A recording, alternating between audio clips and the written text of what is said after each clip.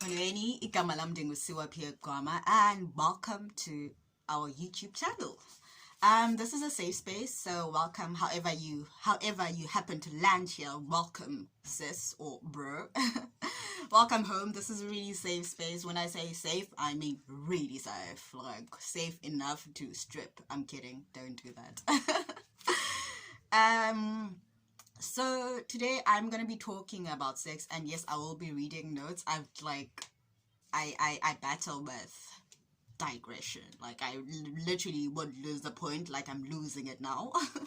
So today I'm gonna be talking about sex, and I literally had to write down everything I'm gonna say today because I really want to keep this session sweet and brief. Happy Sunday. It's a beautiful Sunday. It's cloudy in Cape Town, but it's really beautiful. I haven't been outside for a while, but I've been enjoying the views from the comfort of my beautiful window that really gives a beautiful view of Khayelitsha. I personally believe that I have the best view of Khayelitsha, digressing again. So today I'm going to be talking about sex. Firstly, I would love to really know what is the first word that you think of. Not even the first word. What do you think of sex? When you hear the word sex, what is the first thing you think of? What comes to your mind? And gladly feel free to share that on the comment section. Yeah, like let's talk about that. So what's the first thing you know when you hear the word sex? What comes to your mind? And to me, sex, what I call soul exchange. I've always looked at it from a physical view. I never really connected it to, a spiritual essence. I've always looked at it from the physical, bodies, just bodies and having sex. At home, where I partially grew up, ezilalini, Eastern Cape. And over here, abantu badala, I used to love umamela iindaba zabadala. And over here, abantu badala call it izimanga, amanyala, and it's ezilalini. When you know. If you've been to ezilalini, you know that it's called izimanga, amanyala, and cha. And it's because, out here, the word izimanga, amanyala, just, effortlessly roll out of people's mouths. And abantu badala would obviously reprimand my cousins and, my aunts who were like kind of my age for obvious reasons. And even though they were old enough to partake, but it was still a thing. And this word to me, when I used to hear this word, it sounded like it, this practice was dirty. Like, you're not supposed to be doing that. And it sounded like an abomination, like izimanga, amanyala. And there were certain times where it's called izimanga, and certain times it's called amanyala. So I've always connected it to that as I grew. And also, I was sexually abused, so I had a very hard time navigating myself sexually, just in general. And I've always wondered, what the fuck is sex? How the hell, sorry for the strong language, how the hell do you do it? What am I supposed to feel? I've always really had a hard time navigating myself through that. So obviously this would be, a different experience. We come from different backgrounds, and you've probably had the sex talk with your mom or your dad or your aunt or somebody in your family, but I've never had that sex talk. Everything I know about sex, I've had to research and and just self-study, I guess, self-learn. And how you define sex would obviously be different to how I define or view what sex is. I'll share my sexual experiences and what I think about them now when I look back, and why I deeply believe that soul exchange is sex and is deeply, deeply sacred. Firstly, our sexuality and our spirituality are interwoven, and we lack a holistic sense of sex because of poor sex education, whether in our schools, in our families, and even religious, upbringings. My experiences to sex were mostly negative, and I've had a positive one. And I say a positive one, and I mean a positive one, literally one sexual experience that I thought was enlightening and brought this enlightenment to me of what sex is. And when that happened in 2018, I truly grasped the essence of sex and why people why they say it's a gift from God. And I really grasped that essence of sex. Emphasis. And I'll touch on that in a few. So firstly, I'd love to put an emphasis on this. Sexuality, sex, is more than gender. It is more than sexual orientation. It is more than sexual activity. It involves the mind. Yes, the body, but let's leave the body because that is the physical form of life. It involves the mind, our feelings, our wills, our memories, and so much more. The act of sex, I feel personally, shouldn't be constrained or limited. And I've always felt like the negative side of sex. I've always felt okay, we're back. I've always felt personally, sharing the negative sides of how I experience sex. I've always felt like I'm constrained, I'm limited, and most times I felt out of my body, where I felt nothing emotionally and spiritually. And like I am watching and just waiting for this, for this act to just end. And I'm sure you have experienced that, where you are having a sexual exchange with somebody and you felt nothing, and you felt nothing emotionally and spiritually, and I think it might have been because the sexual experience was based on lust. It could have been that most sexual experiences are based on lust, and the fact that I'm single, lust. And or the intention was just shaky. I feel like also intention is a very plays a very important role when you have sex with somebody. What's the intention while we're having sex? I just didn't understand at most times why the heck are we having sex. Intention is very important. And I guess also in relationships, it was as if felt like I didn't have a choice, because most people in relationships must have sex. And that's a thing, guys. Like, that's a thing. Like, I started questioning this last year. Yeah, but that's gonna be, I'm gonna share that as I go. It's it's in the media, it's in our families. The stigma of sex or penetration should take place in a relationship. Sex is connected to pleasure, and I mean, there's nothing wrong with that. Totally, absolutely nothing wrong with that. But in 2018, something hit me. Oh my soul, this hit me so hard. Like, something just bang in my heart, and I was just like, oh my soul, what is this? It hit me so hard that I redefined sex.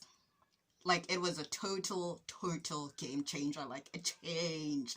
And I say it changed, I mean, it changed my definition to what sex is.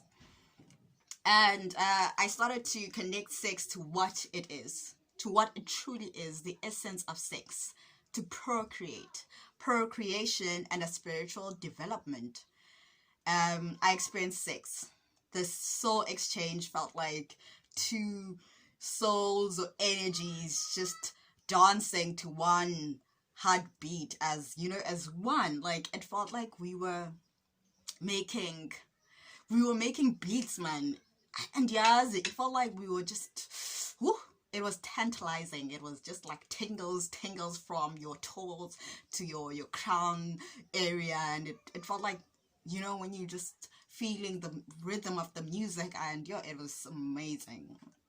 um and this it was like this tantric exchange that brought two souls close to the divine power, and I felt really, really, not gonna lie, really, really close to God when that happened. And this experience felt like we were dissolving into each other. Like we were literally, it felt like we were melting into each other. And I don't know, like I was, you know, when you are super, super present. I've never experienced being like in the present moment, in the now, in the here. And that's what it felt like. I was so present that, you know, when you start to be present with your breath and everything just aligns, and yeah, it was amazing. So tantric sex is what it is. So after that experience, I did my research, and because I was like, what is this? I want to know, like, what is it? And I did my research, and I learned that it was Tantra. And that experience left me fueled, it left me energized, and I really grasped the concept of your body being your temple.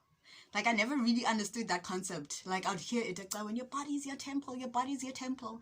And even at home, like your body's your temple and your body's your temple. And I really never understood it until I had that experience. And I was like, wow, your body is your temple, you know. And I will explain it some other day. But yeah, today we're about sex. Amanyala is manga. And like your body is truly your temple, you know. And this, yeah, like, and Tantra, because I will explain what happened, because I don't want to have to do another video on Tantra, and I mean I will. But we never penetrated or anything, you know. It started off, and it wasn't even sexual. It was with a very close friend of mine, and ex-friend now. But it wasn't our relationship was never sexual. It was we never had like those sexual feelings for each other. And like there were times where we would chill together, we would like sit and like, I don't know, would disappear in each other's eyes. And there were moments where it was really silent in the room, and we're just staring into each other's souls. And that's how it started. And that like started to happen frequently, where even when we'd hold hands, when like we're really platonic, our relationship was really platonic. Even when we would hold hands, when we're walking, we just like we would, I don't know about the person, but I would experience this feeling of tingles, and I don't know, like something would happen to my body just like from her touching me, and in a very like platonic way. And that's how it started, and it started to build on that. Excuse me, Camagu. So where am I going with this? I just want to say that you really have to be mindful with who you share or experience or exchange your body with. And that's where it goes back to your body being your temple. You have to be mindful with who you share and you exchange your body with, you know. And I wouldn't say your body but your soul, because your body is that. But when we talk about spiritual essence, and you know, you really have to be mindful and be true to your values at all times. And I feel like in my relationships, I don't know, I was driven by what, like, I don't know, by this demonic power. and I was never really true to my values. And I don't know if it was based on insecurities or fears. Insecurities, fears, and all these other things can really take over a person, you know, projections in your relationship. And yeah, and you know, be true to your values at all times. And you don't have to have sex with somebody just because niyajola, just because you guys are in a relationship. Like, you just don't have to. Like, it's not, relationship shouldn't, it's not compulsory, especially if I feel like you're not married. It's not compulsory that I give or I share my body with you just because we said we are dating, you know. People shouldn't, I feel like people shouldn't feel entitled to possess others, you know. So yeah. And I really want to share um how I started to feel this way, like that I don't have to have sex in a relationship. It was when I was dating my ex-boyfriend a lot. That was 2018. And you know, we did have sex, but I went to a point where wasn't enjoying it. Like, I just wasn't enjoying it. And I went home this one day and I sat with this feeling, and I felt guilt, and I was like, why am I feeling like this? It's not supposed to, you know, I'm not supposed to be feeling this feeling. And I sat with it, and I realized that, you know what, I actually don't want to have sex because I don't understand the intention. Why are we having sex? I don't feel the pleasure. I don't like it, you know. Are you gonna marry me? And, you know, and all those things, because I was just like, I don't know why we're having sex. We can just date, but we don't have to have sex. And I told him, I was like, you know what, I don't want to have sex anymore. And that's just how I feel. If we're dating, let's date, but we're not gonna have sex. And obviously that didn't work because I'm single. Yeah, so to close, I'd like to note that there's a difference between soul and spirit. Human beings are souls and we possess spirits. That spirit connects us to God, higher power, umdali, unkulunkulu, but the soul is the essence of life. All sexual encounters should be very mutual. They should be loving. They should be spontaneous. They should be peaceful. That's what I feel.